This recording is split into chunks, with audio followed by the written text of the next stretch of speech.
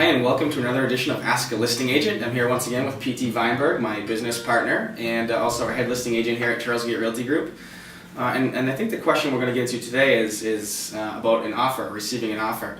A lot of times when a seller puts a place on the market, and many sellers out there are first-time sellers, not used to being on the receiving end of an offer.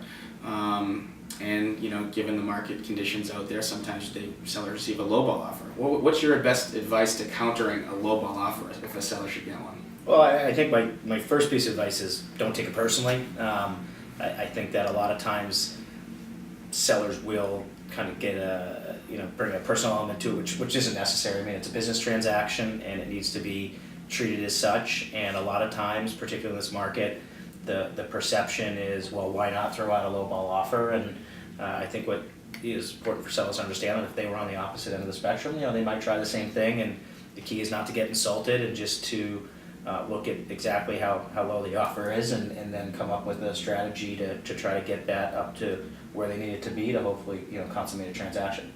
So you think it's important not to sort of go tell the buyer to go pound sand, but try to work with them and see what you can get them to? Yeah, I'm not a fan of being completely dismissive, not countering or countering back at asking or over asking. You get people like, literally, well then I'm going to counter over asking, And so what you do is, you just a part of our job, part of any good agent's job, and same in many other industries when you're talking about people's possessions and homes and money, is just to to be a little bit of an emotional counselor too, and try to get the emotion out of it and explain to people that, look, this could be a very viable buyer. We don't want to completely deter them from engaging us on a more realistic level, or at least what we perceive as a realistic level. So we'll make a small counter back, and basically in conjunction with that, relay to the buyer agent or the buyer directly that unless they're willing to come up into the what we perceive as a more realistic ballpark, then they won't get any more movement out of us. But to set the tone and just dismiss it, I don't think is a smart move.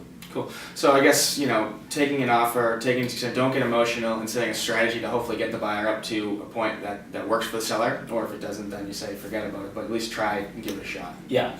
Cool. Awesome. Anything else to add? No, I think just one thing to add in there is, as part of that, what a good agent will do is supply some market data to the buyers if they're unrepresented, or to the buyer agent, and say, look, we didn't pull this price out of thin air.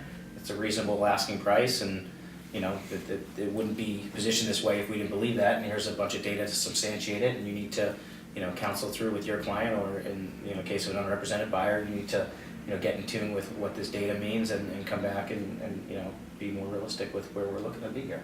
Awesome. All right. Well, thanks for tuning in to another edition of Ask a Listing Agent. If you have questions, once again, there'll be a form right below the video here that you can fill in and respond with your own questions, and I'm happy to ask PT next time he's back. But thanks for tuning in, and we'll catch you next time. Thanks a lot.